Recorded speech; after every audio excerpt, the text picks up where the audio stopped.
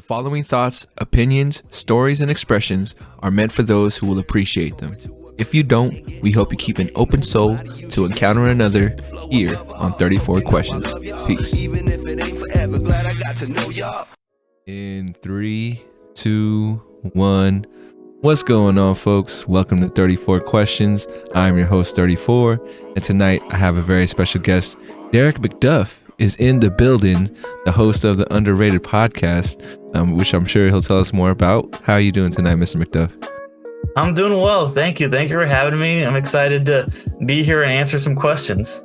For sure, man. And like I said before, I want to thank you again for just making time to have this conversation with me, being open to share your story. I know it's not easy for everyone, so thank you again. Yeah, it's my pleasure. You know, I love talking about myself. So I don't mind. Hey, I feel like a lot of podcasters feel the same way, including myself. But yeah, I hear you, man. I hear you. For the folks out there who are unfamiliar with the flow of the show, we do some warm-up questions just to set the tone. After that, we'll jump into a couple icebreakers. After the icebreakers, we'll turn to the Wheel of Fate, where we'll spin the wheel. Whichever number it lands on, that's where the show will kind of flow. And then after all that, we'll finish off with some closeout questions. Sound good to you, Derick? Yeah, works for me. All right, man. Well, without further ado, my very first question for you is, how have you been? You've been doing great. You've been doing well. How you been lately, man? I've been doing pretty well. You know, I would say things are going well. You know, I just last night got to see Neil Gaiman do a speech or a talk, whatever you want to call it, down in LA. So that was pretty cool. You know, he's one of my idols, so it was really cool to see him. I am a little amped right now because I just finally watched the mid-season finale, I guess, whatever you'd call it, of Better Call Saul. And I'll just say that there was a very intense finale. So I'm just my adrenaline is pumping. I finished it 15 minutes ago, and I was like, oh, okay, time to record. I got you. I'm doing good. A couple questions for you coming from that answer. First off, Better Call Saul, man. I have not watched. Actually, I think I watched the first episode of this season. Maybe didn't go all the way through because I was waiting for all the episodes to come out. I'm a binger, so I'll binge on it. But yeah, I mean, I feel like Better Call Saul definitely has a lot of intense moments. The first one that comes to mind was, spoiler alert for anyone who's never seen it before, Chuck, his brother, right? His brother's name's Chuck. When he went to the photocopy place, you know, to find out that Saul was doing some grimy stuff with some documents. I remember thinking that was super intense. So you're telling me this mid-season finale was more intense than that?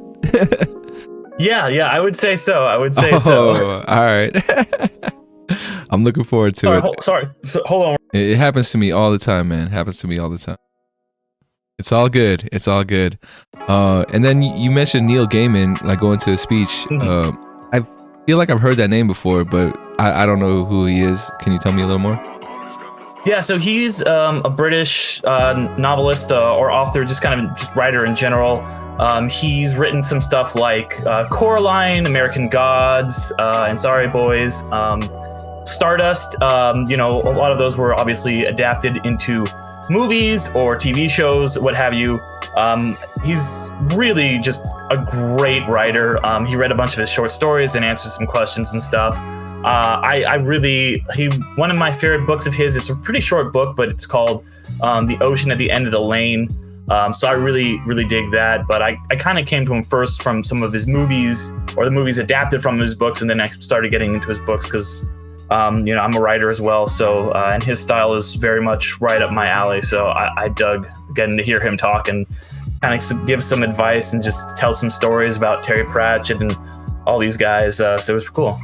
That's what's up. Yeah, now that you mentioned some of his work, I am familiar with Coraline. I think that was probably the biggest animation movie from him. And also American Gods. I've definitely watched a few episodes of that, and that series was intense as well. So yeah. I'll definitely check out. I'll make some time to check out the books eventually. everyone out there can hold that against me if I don't.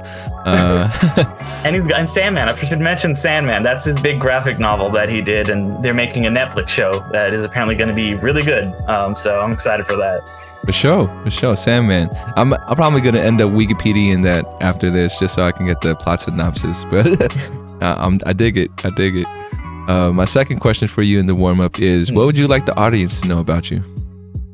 So yeah, if like you mentioned at the top, I co-host my own podcast with a couple of friends. It's a movie podcast called Underrated, where we talk about movies that are kind of, underrated and need more love, and they might be like kind of indie darlings, or just stuff that like came out and got really bad reviews, or just, things that maybe need to be reappraised. Like Speed Racer is one of my favorite ever movies, and that was our first episode. Speaking of Neil Gaiman and Stardust, that's an episode we have coming up. That's gonna be our 100th episode. We're at about like 80 something right now, so we've got that one planned. So it's really fun. It's fun stuff, So I love movies, and I love when people get to talk about their favorite movies that maybe somebody might not like. And I'm always looking for suggestions too. I feel you, man. I feel you. I'll tell you right now. Lately, I've been on the Tom Hanks hype. So I've been going through. I think I was in the airport recently, and I guess I was just there. So I checked out Terminal, which I've never watched before, but definitely appreciated his performance there. And then Castaway, I still haven't seen, but that's next on my list, just because a lot of people recommend that one to me. That's an all-time great. I was actually guesting on another podcast recently, and he asked me if I wanted to talk about Castaway, and I was like, oh, absolutely. That is one of the all-time just great. Like, it's pretty much just him. Like, I mean, Helen Hunt's in it too, but it's him and volleyball for most of the movie. It's such a good performance. Do you act as well, or you just stick to writing? I actually was a theater major for a minute, and in a previous life, I was like thinking about trying to be an actor. I don't really do it so much anymore. Sometimes I'll be in like my friends' student films and stuff, and I did a lot of theater back in the day. But it's something, it's fun, but I ended up was like, all right, I think I'm gonna be more of a writer than an actor, but I still like to do it. Oh yeah, it's fun to play pretend, right? Like that's the appeal to me as well. It's acting isn't so much something in my past life, maybe something in my future life. The more I think about it, the more I want to like dip my toes into it. I don't know though. I took an acting class once in college, and I just could not get out of my head. Like I'm sure that's something they always say that in acting classes, like you gotta live in the moment, be in the moment. And for some reason, like I could read the script and then would still be super conscious about how everyone's watching and all that stuff. So yeah, I guess things we got to work on sometimes. Yeah. Follow up to that is, what is the biggest misconception about you? Something that you feel like on first impression levels you kind of have to correct in the second conversation, because they're like, oh, I thought you were like this, and then you had to be like, oh, wait, I don't know how you got that from me, but yeah, what's the common misconception about you?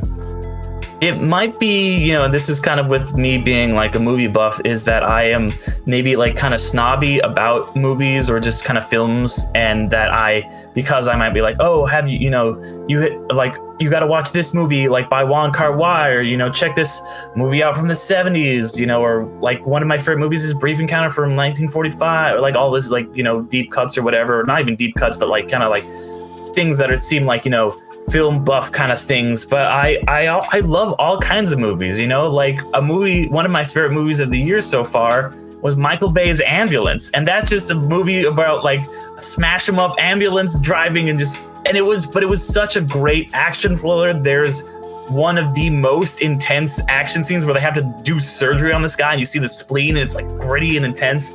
So if a movie is good, a movie is good. I don't care who makes it or like what the genre is. I'll watch like when we were in lockdown, I watched like just a bunch of rom-coms in a row. So I'm not a snob at all about movies, even though because I have like all these deep cuts of knowledge, I'm just like, oh yeah, you got to check this movie out. It's, it really, you can see the effects of it, and how the Coen brothers like learned this thing. And like, I love film history and all that stuff, but I have just so much of an appreciation for all movies, For sure. I'm going to ask you to be a snob real quick, and you can tell me what is an overrated movie in your opinion? Okay, people are going to be mad at me, but I cannot stand Gravity. I despise that movie. I just think I'm not a huge fan of Alfonso Cuarón in general.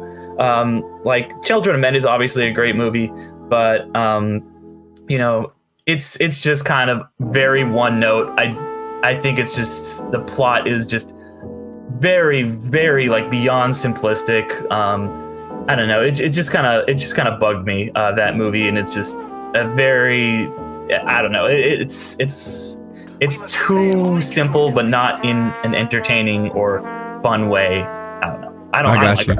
Like Gravity. All right. on the blacklist. But people are gonna come for me now. The knives are out, I'm sure. Which is, I guess any publicity is good publicity, right?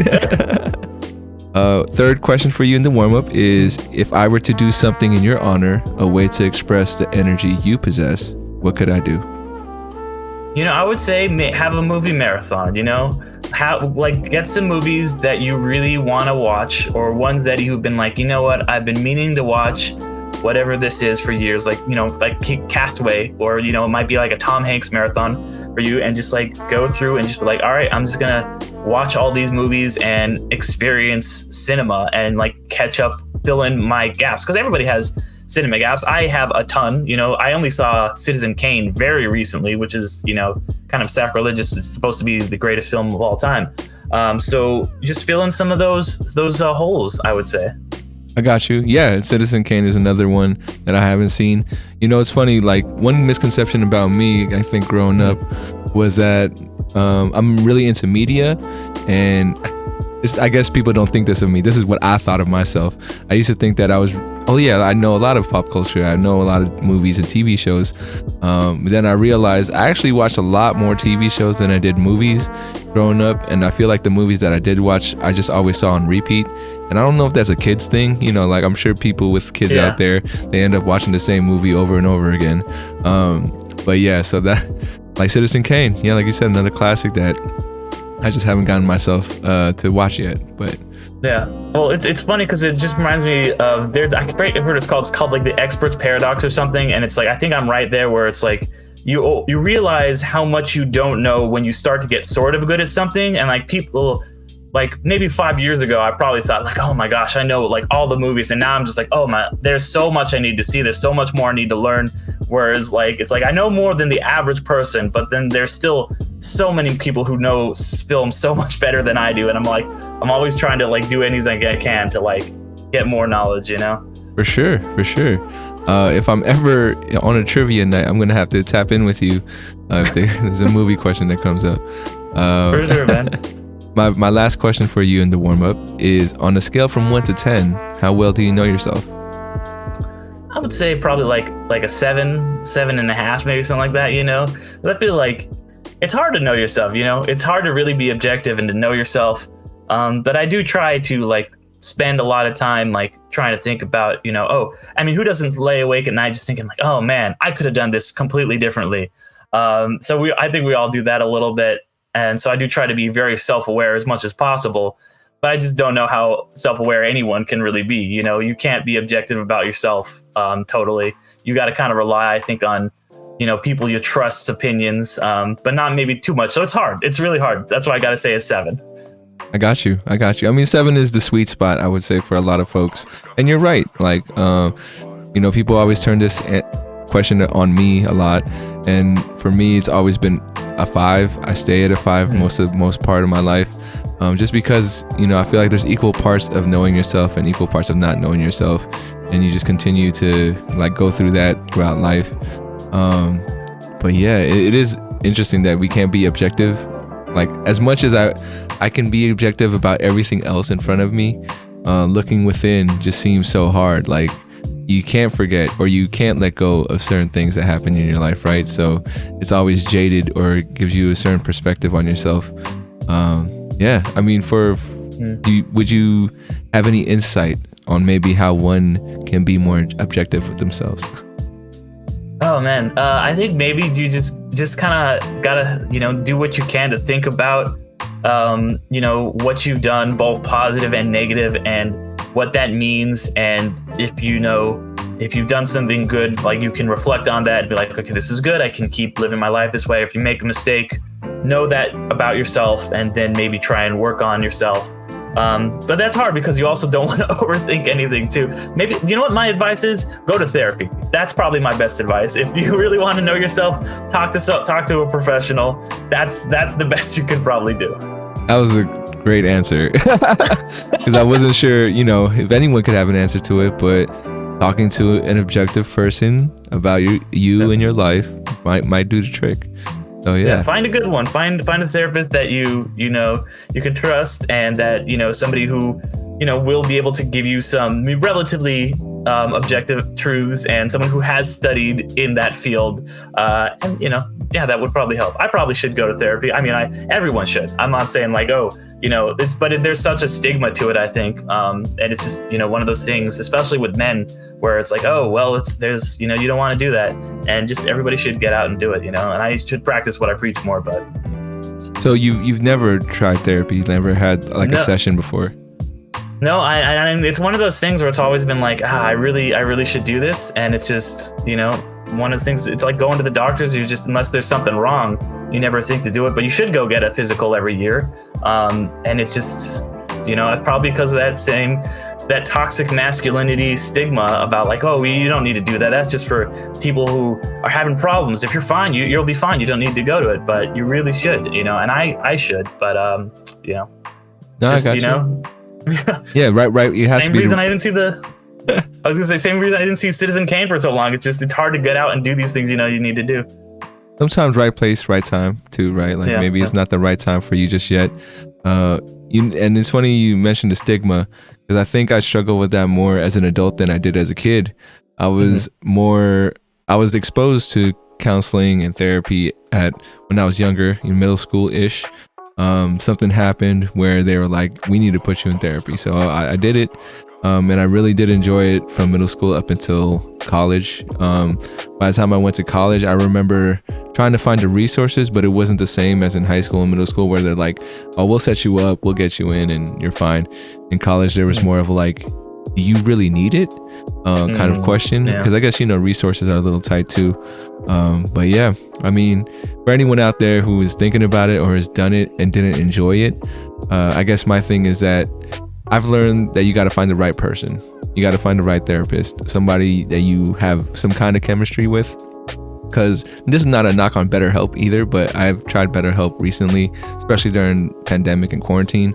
And I remember like going through a couple therapists, and it never really felt like, it was we had a genuine connection. I don't know if it was because we were over the phone and it was through like this a video chat, but I know that, I don't know, in my mind I like to be optimistic and think that they were trying their best, but it also kind of felt like that it was half-assed. I'll be honest. It was like, is for them, they probably meet with 5, 6, 7 people every day for an hour on the phone, right? So they probably get tired and stuff. So yeah, my point being, find the right person for therapy, and I think it'll work wonders. But yeah, man. Yeah, absolutely. So we're gonna move on to the icebreakers at this point. This first segment is gonna be a true or false, agree or disagree type thing. I'm gonna give you a statement, and then you let me know your thoughts on it. So this first one is, people are ultimately good. True or false? So I think that's false, but I don't think people are ultimately bad either. I think people are just people, I think that we just got to make our own way in the world and make these decisions if we want to be good. I don't think we're innately born one way or the other. I think, it is probably part nature, part nurture, but you gotta be responsible and, go out in the world, and some people make bad decisions and some people make good decisions. I got you. For you, like, if you were, so any person that you look at, you can basically be like, there's no judgment. You're bad and you're good, right? Is that how you kind of perceive it? Oh, I think, everybody's got some bad and good in them. Absolutely, for sure. And it's just trying to do your best with it and trying to bring out the good qualities, and maybe like not try to succumb to the bad qualities as much. And some people are a little more selfish and, you know, a little more bad. And some people, you know, are a little more like Tom Hanks and are a little more good. Well, I'm going to challenge you at this point, and feel free to skip and pass if you don't want to talk about it. But for yourself, how are you good and how are you bad? Oh man, okay, so I do think I am kind of a selfish person, to be honest. I do think that is something that I struggle with, where I try to, you know, like, all right, you know, because maybe I'm like, okay, I should probably tip a little better, you know, I should probably be a little more, you know, like open with, like, you know, helping people out and stuff like that. Like when it comes to, I don't know, something monetary or, you know, anything like that. But as far as something good, I do think I am very empathetic. I am very able to kind of see people and maybe listen to people really well and talk to people and try to be there for people when I can, you know, using my words and stuff like that. Because that's always been something that I think I have been good at is, you know, I have the best words. No, I'm just kidding. But I do think that I'm a really good friend, you know, and I was just talking with somebody yesterday, like I've been in like 6 or 7 wedding parties, and I think there's a reason, you know, people want to have me around and be a friend. And I think I'm a good shoulder to lean on when people are going through tough times. But I think, you know, when it's just all hunky dory, I might be like, okay, well, you're fine. You don't need me to do anything, and just be a little bit selfish. So I think that's probably it. I gotcha. You talked about your empathy. Do you think that's something you kind of were born with, or you kind of had to grow into? Yeah, that's another good question. It's another kind of nature versus nurture, and I think it's both probably. You know, I do think, you know, I was really raised to kind of be a person who, you know, by my parents to help people out and see the good in people, and, you know, and help out people. But through my experiences, you know, like had friends who I've seen go through stuff, and that has definitely helped on my empathy, things that I've gone through, and maybe seeing like, okay. But I also do think that, yeah, I was probably born with a little bit of it too, you know. I mean, I don't know how much this is real, but like I feel like animals like whenever I meet a new animal, they're always like very nice to me. They always come over like, oh, this guy never likes anybody. So I think, you know, it's probably both, you know. I've had that good. I've been lucky in both those regards, I think, and have a really good combination that has led me to have some pretty good empathy for people, I think. For sure. And yeah, I totally get the thing about animals, man. Animals and babies. If a baby can just come to you and feel comfortable with you, I don't know. It's a good sign, right? Yeah. Like a lot of my friends, you know, I'm now getting to the age where my friends are starting to have kids and stuff like that. And, you know, I get to go be Uncle Derick and stuff. And the kids all love me and stuff. So I'm like, all right, this is a good sign. Yeah. And I wonder, like, if there's a study or some kind of research that's done on that, you know, as far as just the energy that we bring, and how someone who doesn't know us or an animal who doesn't know us just seems to pick up on. Maybe it's a scent that we give out. I don't know. I'm always bummed out when a baby starts crying when I try to hold them. I'm like, I didn't mean any harm. Like, just try to, you know, make you feel safe. But yeah, I feel you. Second statement for you is overthinking is a bad thing. True or false? You know, it can be for sure. It's definitely led me down some you know, some like I probably have, you know, like I said, you know, you'll sit in bed at night and overthink like every mistake you've made, and I think that can be kind of toxic. So thinking, I think, is a good thing, but overthinking is a bad thing. So I would agree with that. True. For sure. Yeah, man. I don't know if you still do it. I don't think I'm the only one who does it, but I still got mistakes that I made when I was 12 years old that pop up every once in a while. And I'm just like, I have to let that shit go. It's been 20 years. What am I gonna do with this feeling and this emotion right now? Yeah, no, for sure, dude. I hear you on that one.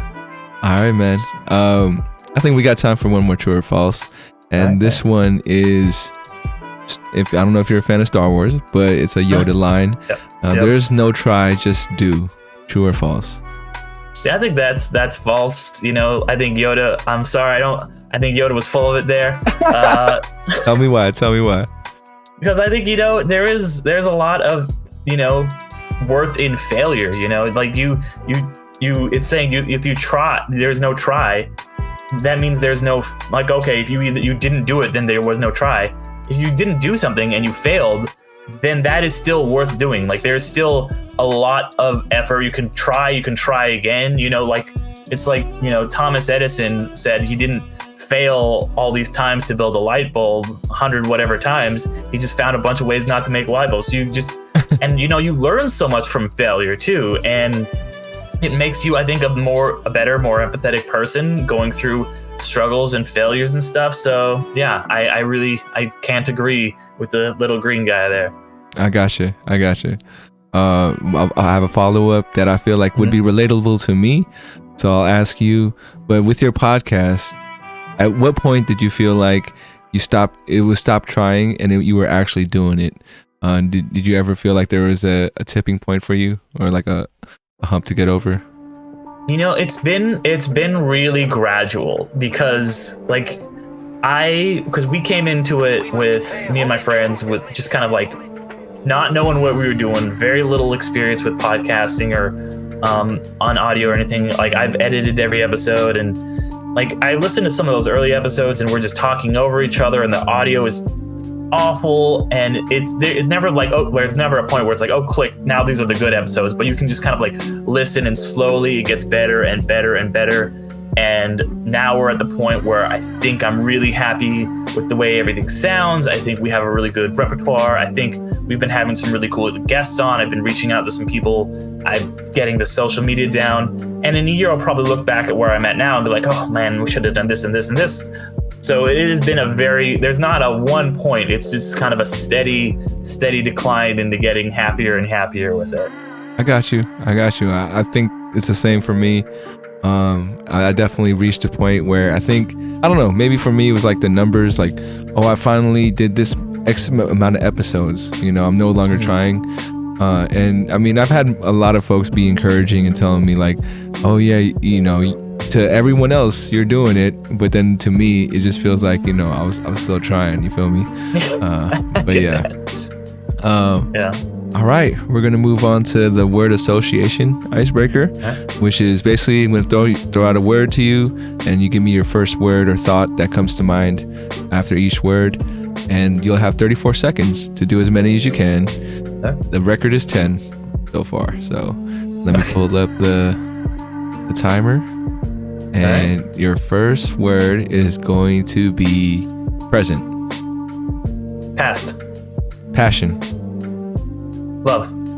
Brilliant. Smart. Funny. Hilarious. Money. Bad. God. Maybe. Friends. A lot. Success. Failure. Hope. Dreams. Life. Death. People. Got you. You right there at the buzzer. You got 11. You set the new bar. I did want to pick at a couple of things you said there, which was one, money. Bad. Why bad?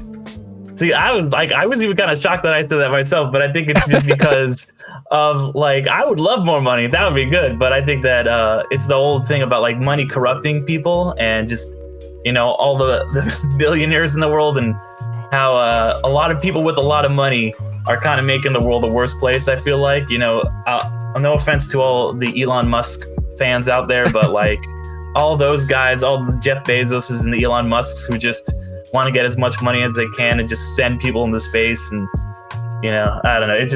I think it's a really corrupting thing. Money can really bring out the worst in people, and you do really need it. And it is, obviously I would love to have some more money, and I would love for a lot of people to, not have to worry about money. So, it can be a struggle. No, I got you, man. I'm definitely on that side of money. I hate to see it. I've been talking shit about money my whole life, and I think money has hurt me a lot of the time. That's why it stays away from me. But I guess I'm trying to figure out that balance of like not needing it as much as it's, you know, the things that it brings, right? Like I know anytime I've ever had money, I always spent it, you know, whether good or bad, and it sucks to just think about that. And you know, that's I guess one of the regrets or choices that I seem to overthink about all the time. It's like, damn, you know, I had a chance to do something different, and yet I continue to do the same thing. So yeah, that's why I just wanted to ask you more about why you said bad for money, because it's super relatable to me. And like I said before, I think it brings out some negative qualities in myself, you know, worrying about money and just like all the minutia of that, and just it can make me kind of, it's like stingy and stuff, and I don't like that about myself. So yeah, man, I hear you. And I mean, I know for me, like I try to stay focused on goals, but then it does make me feel cheap, or you know, I guess cheap's not the right word, but stingy. And like I'm not able to spend time with people around me because they want to do something that costs money, and I'm like, oh, I'm sorry, I can't go out, or I can't spend my money. And I don't know, I feel like I'm missing out sometimes just because I'm trying to get better with money. yeah. But I get you, man. And then another one you said for people, you said people pleaser. Well, why did that come for you? I think probably because I am kind of a people pleaser, you know. I try to, you know, I think that's part of the thing that comes along with like the empathy, is that I do want everybody to be happy, you know, and just people around me to just, you know, be you know, in a good mood. And I think I can maybe take that too far sometimes. So, you know. I got you. Yeah, you know, for me, I am a similar way. And, you know, I've had 17 jobs in 10 years. And like anytime they ask me to interview, like, what do you bring to the table? And I'm always like, well, I just want to bring a good vibe, bring good energy, you know, try to be the glue guy, keep people together, make people feel understood. And people always, I mean, not always told me, but I've heard that people pleasing is a bad thing. Like, you know, you got to stick to your guns. You got to like stand up for yourself or whatever. And in my mind, though, I try to switch that and take it to the extreme. Like, you really think this is a weakness, or you really think this is a bad thing? And then here I am trying to raise my people pleasing to show them that, you know, it doesn't matter if I don't get anything back. You know, it's all about other people. And I don't know. I'm stubborn like that. So I honestly can't say if that's a good or bad thing for me in my life. It seems like it's working out, but I can definitely see how people mistake my kindness for my weakness, you know. I don't know if you ever get that, where you can kind of be like, hold on, you know, I can see when you're trying to take advantage, you know, like even though as much as I want to make you feel comfortable and give you all my energy, it's like, yeah, you really got to know it for yourself. I don't know, for you, do you ever feel that way, that you can kind of see it before it happens, like someone trying to take advantage? Yeah, definitely. And I'd say like more than even take advantage of, just like, you know, get in disagreements or something, you know, I'll be like, well, you know, I think they might be wrong, but like, I'll just like, you know, like be like, okay, well, I want to preserve this relationship, so I'll just kind of like eat it, you know, and be like, all right, well, what do I have to do to like make this person happy? When it's like, no, I should really sometimes be worrying about myself and realize that like, don't let people take advantage of me, and don't let people, you know, if somebody does something wrong and like, you know, does something to me, I should be like, okay, maybe I'm allowed to be angry about this. I got you. Be kinder to ourselves, right? That's we gotta please ourselves sometimes, you know. Yes. All right, man. We're gonna move on to the Wheel of Fate, but before we do that, if you out there listening are enjoying the content, please like, subscribe. Most importantly to me is share the content. I think the likes and the subscriptions helps with the money, but the most important thing is for people just to know, be aware that this is happening, and that there's a lot of stories out there for you guys to listen to, people to get to know, pretty much. But yeah, please go ahead and do that. Back to the wheel. Gonna pop it open right below you. I don't know if you can see it too clearly, but don't worry, it will look a lot better in the final product. Here goes the first spin. And as a reminder again, if there's any question that's too deep or something you don't want to talk about, feel free to pass. All right. Your first number is number 2, and it is, who do you think you are? Sounds very accusing. Who do you think you are? Yeah. I'm trying to give it a more neutral tone, but yeah, it does come from that.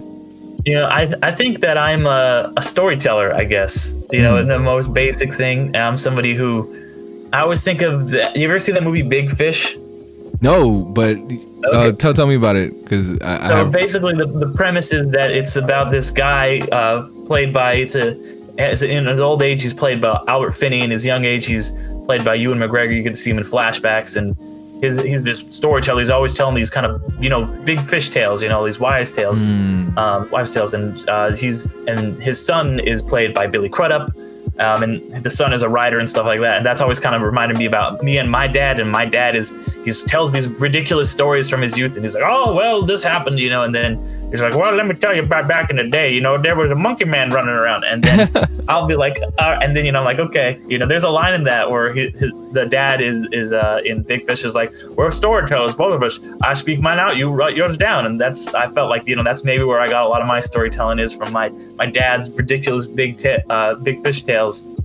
A lot like that movie. So I think that's who I am at my core, is like I will tell stories, whether it be me talking about movies or me just telling somebody about my life like we've been doing here, or writing something fictional. I love telling stories. So when you write, do you write novels or do you write scripts? What's your... So I write some novels. I've finished a novella. I've written a bunch of short stories, nothing published yet. Poetry, but yeah, I haven't written a screenplay or anything. Maybe one day. I mean, that's not really. I don't really love to read screenplays, although I do try to sometimes, just because of like my podcast and stuff. But it's not really kind of like the flow that I love. I love just kind of like telling a story, and whether it be long or short or whatever it might be.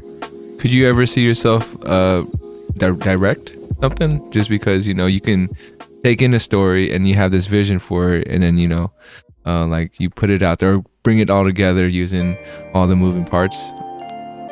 Maybe I could see. I think I'm not a good enough technical director. Like I'm good with like story and metaphor and all that stuff, but when it comes to directing, I feel like I would be, and this isn't a knock on him, but I feel like I'd probably be like in the same camp as Kevin Smith, who like famously he's written some amazing scripts, but unless maybe if I work with like a great cinematographer, like he's worked with a really good cinematographer a couple times, but a lot of his movies are just kind of like flat, that are interesting. Like I know he got some beef with Bruce Willis because Kevin Smith just didn't know the difference between different cameras and stuff like that, and I don't either. Like the technical side is where I'm most lacking in film knowledge. I need to get like a Roger Deakins or something to make my movies look decent.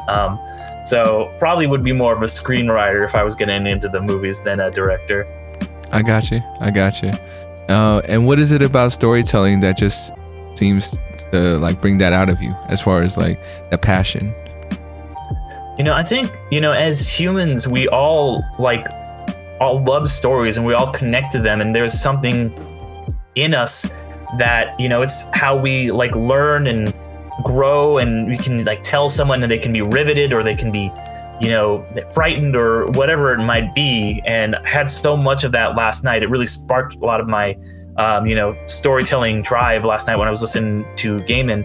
And I think that it really is something so universal, and getting another person to laugh or have some kind of reaction is such a cool feeling.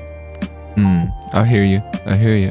And off the top of your head, I know there's probably a lot of them, but is there any like specific quote from a movie that kind of just pops in your head when I ask for it? Oh, just any quote related to anything. All right. Oh man, I'm like trying to think of like I'm trying to think of like filter out the AFI ones, because there's I mean, just a good quote is, "Hello, my name is Inigo Montoya. You killed my father. Prepare to die." Like William Goldman wrote that. he's the GOAT in my opinion of screenwriters. It's just a good line. He's polite. He introduces himself, and then he tells you what he wants, and then it's gonna happen. So yeah. Is that Princess Bride or? Yeah. Got you. No, I feel you. Sometimes it could be something that simple, or like give you different tones that just stick out. I am fond of a lot of movies that kind of start off with a quote. You know, like before the movie starts, it's just like, here's something to think about as the scene begins. I don't know if you've ever seen, well, this is actually not a film, but a documentary, and it'll just ties into my podcast a little bit. But the quote, I think, was Carl Jung, the philosopher, and he was like, if you don't know who you are, the world will tell you who you are. And that's something just kind of stuck to me and continues to stick with me. But just want to share one with you as well. yeah, that's good. All right, what doc is that from? It was a documentary about personality tests and how, like, you know, we shouldn't put too much weight on these things that people theorize and come up with and try to guide who we are personality wise. And I mean, I don't know if it's something that we grow, like through maturity we get over, but I remember being as a kid, oh yeah, let me take an IQ test, or let me take this personality test, like tell me who I am, I guess as a kid, right? And then growing up now, I definitely, you know, people will say, I don't know if you're familiar with the Myers-Briggs test. Yeah, everyone, I was a ENFP when I took the test, but also, right, like you try to be objective about yourself. And I don't think I was. I'm totally not an extrovert, or not the extrovert that I thought I was. So that's something I had to learn. I think I might have been an ENFP too, but I think I was like right there where it was like, because, you know, it tells you the percentages, and I was like real close between the E and the I. Like, I think I'm honestly more of like, I've heard it described as an ambivert, because I am very like, hey, you know, obviously I'm very like outgoing and stuff like that, but I also need to have my alone time and recharge and stuff. So yeah, and you know, like the thing is, for me, at least, as far as being extroverted and introverted, like I enjoy doing these podcasts. I created a platform for me to talk to people. For me, automatically, that makes me think that I'm an extrovert. Then I had one guest come on here, and he basically asked me, so when you're with people, do you feel like you're giving energy or you're taking energy? And then I think my thing was that I felt like I was giving my energy out, and that's the difference between an introvert and extroverts. Like, an extrovert will feel like they're getting more energy being around people, and introverts feel like they're giving energy out. And that kind of solidified it in my head, you know, something I could understand and really chew on. So that's where I ended up. Now I feel like I'm team introvert. But yeah. Yeah, I mean, all those personality tests are so interesting, because there's, you know, people will like kind of like try to categorize people, and they're like, okay, there's these boxes, you're like, this Myers-Briggs says this about you, or like, oh, you're a Ravenclaw, it says this about you, or like, oh, like you're a Leo sun, so that means, like, it could be anything, you know. People try to like be like, okay, you're this way because of this and this and this, and people are so much more complex than that, I think, you know. I mean, they get at some things, but I think that people are so much less granular than that, you know. For sure. And, you know, the same thing like with horoscopes, right? I think is something that's huge and popular. But I know in my mind, when I read, like, people will tend to read what feels like is for them. Like, if I'm a Taurus, and I haven't really read what Capricorns are, or, you know, Geminis and whatnot, but I know if I read that stuff, I'm gonna feel the same way. Like, oh, I'm like that sometimes, you know, I'm not like it all the time. But yeah, I feel like every kind of box that these personality tests kind of put us in, that's who we are. Like, that's the human experience in different parts of our lives.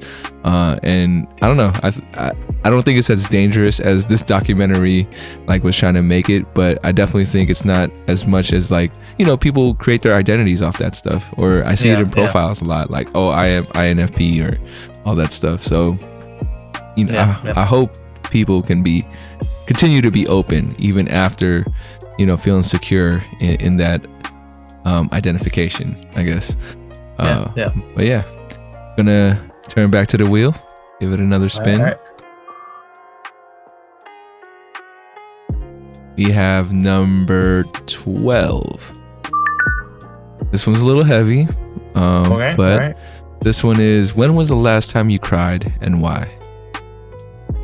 That's a good question. It was probably during a movie, to be honest. I hear that. You know, like movies, like I can't remember who said it, but there's this quote that it's like movies are empathy machines. And I think that's absolutely true. You know, that's why it kind of goes back to what I was saying about storytelling and how it evokes all these emotions in people and stuff. And, you know, like when you're watching a movie, it can be something where it is like you're just feeling for the characters. You're watching a character that hasn't really gone through something that you've gone through. I mean, I can't tell you what movie it is, but I'm sure it was some kind of movie. And it might be like, okay, this character is going through something real right now. And I can't personally relate to, you know, like a good example would be, you know, like there was all that controversy that came out with Turning Red, and there was a guy who was like, oh, I can't relate to this. So it's like, well, okay, well, I've never been like a 12-year-old like Asian Canadian, but like I could still relate to like a lot of the cores of this. Or, you know, but sometimes it is very relatable. Like, yo, wow, this is me. Like, this is exactly like what you know, I think it was probably La La Land. Yeah, because it was La La Land. Because I remember I was watching it with my mom, and I was like trying really hard not to. And I think like maybe a single tear got escaped because I was like, I'm not gonna cry right here in front of my mom. I'm a 30-year-old man. But but I was like, oh man, I've been through some breakups, you know. So you know, you feel something when you watch a movie like that, and when the cinematic language is so strong and intense, and it can elicit those feelings. You know, that's one of the things. Like I said, laughter or crying or, you know, fright, whatever it might be. It's so primal. Movies can be sometimes. No, for sure. I definitely am way more comfortable crying at a movie than anything else, or like even TV. I don't know if do you watch TV? I mean, I know you're a movie buff, but yeah, okay. Yeah. Have you seen the Bel Air reboot? No, I haven't. Give that a shot. I don't know if Fresh Prince was something up your alley, but this reboot dramatized it, like, you know, completely. And you know, there's funny parts, but it's really more a drama. And I remember that, like in scenes, I don't want to give it away, but but there's definitely scenes, or like in movies too. I'm trying to think in a movie the last time I cried. I think it was in Soul. I don't know if you ever watched Soul, the Disney Soul Pixar one. Ooh, Soul yeah. Great, yeah. It hit me for sure. Yeah. And I don't know for you. For me, I always take like my girl, she always knows if I'm crying, even though like I don't want her to see me cry. I'll take like a deep breath, you know, like yeah. like yeah, no. Dude, okay, so the last time I had like a real like intense cry, like where it was just like I was wrecked, was I read The Book Thief. And that's another one where it's like, okay, I can't relate to this personally. Like, I have not been a young girl going through the Holocaust. So I couldn't relate to any of the stuff in it, but it still brought all these emotions in me. Like at the end of that book, I was done. I was just so messy. Like I was like snot was coming down my nose and everything. Like that book, like, and I'll tell you, it's a book about the Holocaust. You could probably guess, like, a lot of people died at the end of that book. It's intense. It's pretty rough, and it just floored me, you know. And the movie's fine, like, but the book, you know, people always like to say the movie is better, or the book is better than movie, which I don't really always agree with. I think there's plenty of adaptations where the book's been better. Read the book for Jaws; it's awful. But that book is something else. A Book Thief. Yeah, The Book Thief. All right. I don't think I've gotten to a point where I read a book and it made me cry. I used to read Chicken Soup for the Soul though as a kid. Oh yeah. And yeah, there was definitely like little passages in there that would be intense and emotional. And it's weird, man, because like I feel like if it's not a positive or aggressive kind of emotion in front of other people, I'm not really comfortable like putting myself out there. Definitely more reserved and, you know, stiff upper lip. Don't show that kind of emotion. But for movies and TV, it puts me at a comfort level where it's all like, you know, who wouldn't cry at this? I'm not the only one crying. Right? Like, you have to be a monster to watch Inside Out and be like, I don't care about any of this. Yeah, for sure. But I don't know if you've seen any episodes of 34 Questions, but there is a guy who had pushed back on me about all this emotional stuff, and maybe that's one you should check out. His name was, I know his first name was Jack. I just can't remember his last name. I listened to your last 2 episodes, so I don't know if it was one of those. I heard it, but Jack Thomas. No, I think he was in that group of like last 4 or 5 episodes, but he wasn't the last 2. But it's all good. I just feel like that would be an interesting one for you, because he really challenged like why I cared about stuff. He's like, why do you care? Like, we shouldn't care about anything. And I'm like, I don't know, man. They're very, very nihilistic. It's like the bad guys in The Big Lebowski. True. I mean, I think even bad guys, they want to be understood, and the whole world is telling them that they're wrong, I think we got time for one more spin. All right. Put a shot. And just a heads up, we got 10 minutes left in the podcast, man. I want to thank you again, and I just hope you're having fun. Oh, I'm having a blast. Great. I'm glad. Number 29 is, can you say you've lived a full life up to this point? Man, that's tough. That's such a deep existential question, and it reminds me a lot of Soul. That movie hit me a lot, because it is like, okay, you got to find your purpose and you got to do your thing. And like in Soul, it's like, he's like, okay, well, it's like about his job and his passion. For me, like, I related that a lot, being like a writer. It's like, okay, we got to hit it. Like I want to have a book published and, get so much circulation. I want to have my podcast really take off. And it's like, there is so much more to the life than that. There is, all these moments, and it's tough. I think to this point I think I have all these relationships that really matter to me. I have my family, I have my friends, I have my passions that I care about, my podcast and my writing, and I've not been overwhelmingly successful, but it's been things that I have really enjoyed doing and that I have found some success at.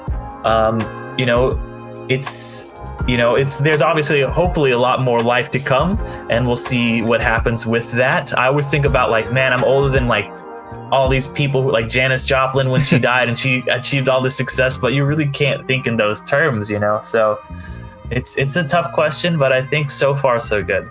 For sure, man. I know I'm into sports too, so every year I get older, there's always new younger guys coming in that I feel like are way more accomplished, and I'm reminded every day. But yeah, watching the NBA draft lottery, and it's just like this kid is in college. It's like, yeah, he's gonna and it's like people I see Andrew Luck is younger than me, and that dude is retired. I'm like, how is this possible? No, I feel you, man. Hey, that's just different lanes, different paths that we all take. But yeah, I just remember those people were the people I looked up to growing up. Like, oh yeah, and then now I am that guy that they should be looking up to. Right? I'm like, well, LeBron and Steph are still older than me, so I'm okay. Yeah. When they retire, I'm in trouble. Exactly. When their kids start being in the, right? You start thinking, you're like, oh yeah, Giannis is just he's gotta be. You think in your head, this guy looks like he's 10 years older than me. I'm like, oh no, he's 7 years younger than me. Yeah. It's that's the reality. Yep. All right, man. Well, we made it to the closeout portion of the podcast, but before we do that, I have this exercise for you. It's called the 34th mantra, and I will ask you to fill out 3 phrases. I am, I can, I will. So it's I am blank, I can blank, I will blank.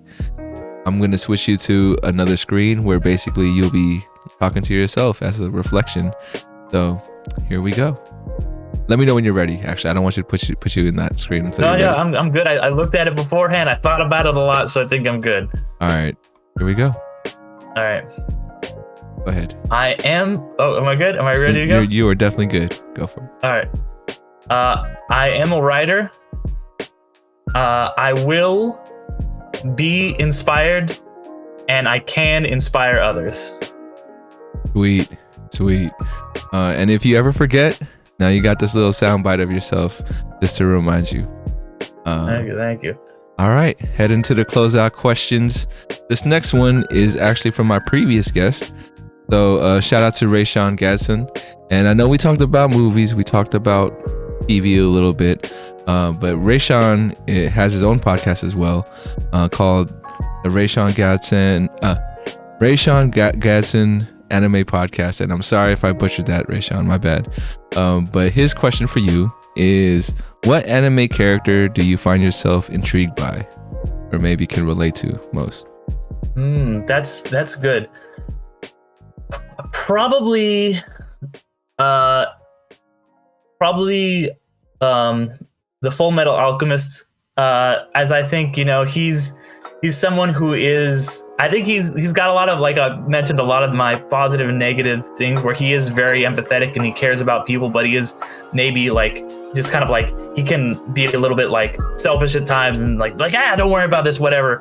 But he really cares deeply about his friends and his brother and Winry, and so yeah, definitely Alaric, I think is somebody I relate to, and he is just kind of, I don't know, I love that kid. He's such an interesting, flawed character. That show has so many interesting, flawed characters. I love it because I think a problem with a lot of manga and anime is that, or not a problem, but something that you see happen a lot is some of the characters are a little misogynistic or one-dimensional, and you never run into that problem with Full Metal because it's one of the few that is written by a woman.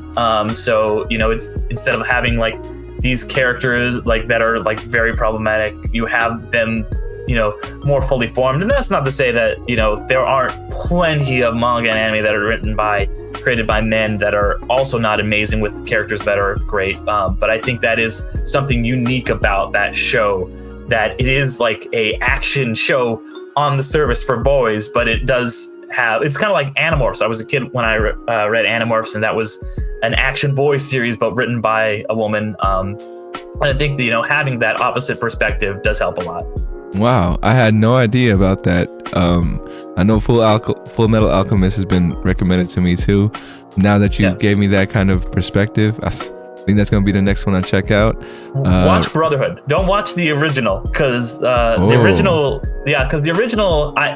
it's fine. It's a whole thing, but they completed the original before they finished the manga. So like the second half is just basically fan fiction, and Brotherhood stays a lot closer to the original plot and the themes that were so powerful in the manga. So definitely watch Brotherhood. Okay, we'll do that. Sorry to cut you off, but I just had to make sure everybody knew which one to watch. I'm sure a lot of fans would agree with you there. My second to last question is, what would you like to ask the next guest that comes on to 34 Questions?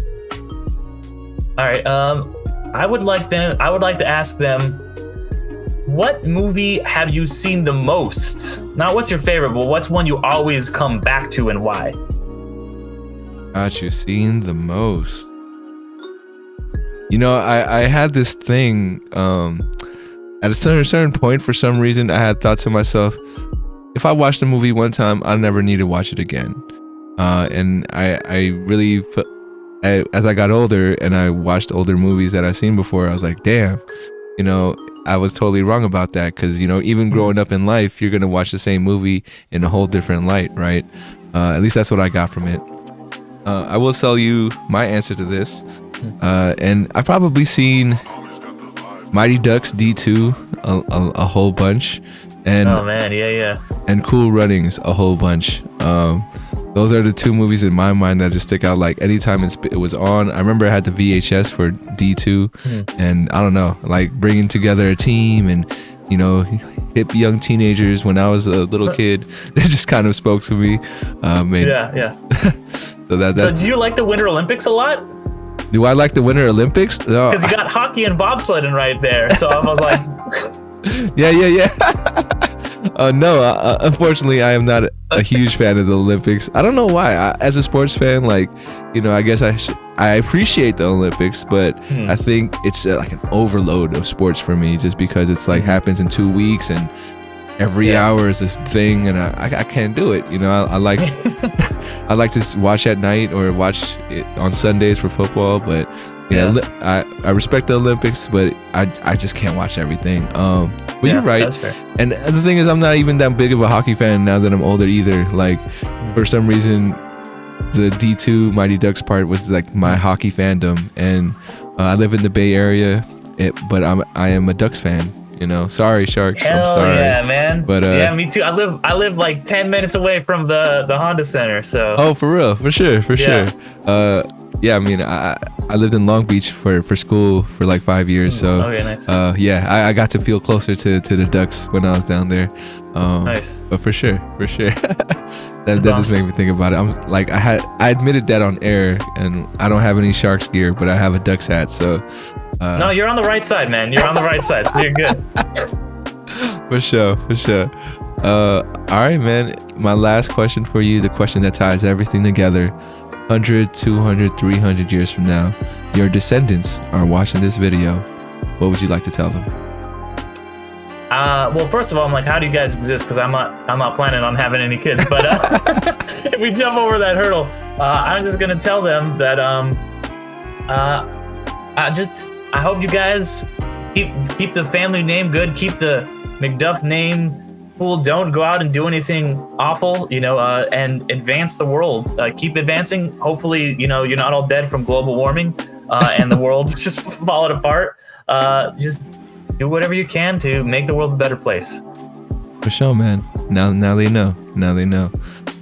Any last things you'd like to add before we head out of here? I'd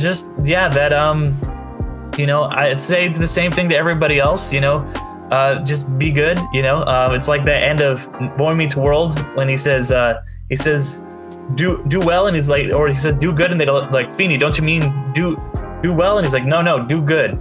So I would just say that to everybody. And then on a more personal, selfish note, I would say listen to my podcast, Underrated. Check it out.